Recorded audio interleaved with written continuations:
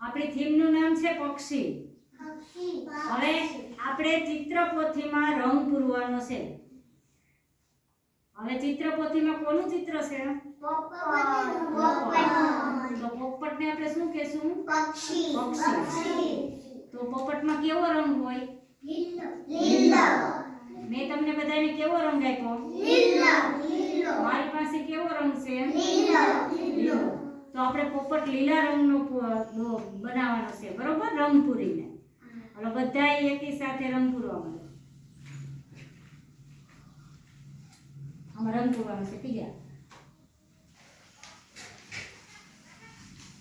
પોપટને કેટલી પાંખ હોય?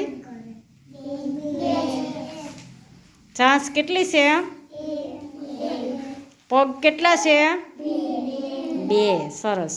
તો હવે લીલા રંગનો પોપટ બનાવવાનો છે. બધાએ સરસ મજાનો લીલો રંગ પૂરવાનો છે. લીટીની બહાર રંગ ન જવો જોઈએ અને સરસ મજાનો પોપટ બનાવો.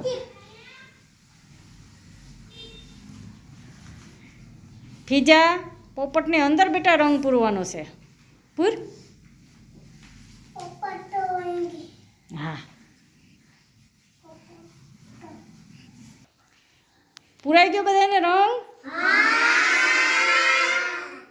સરસ, મસ્ત પોપટ બનાવ્યા હો ભાઈ. કેવા રંગના પોપટ બનાવ્યા?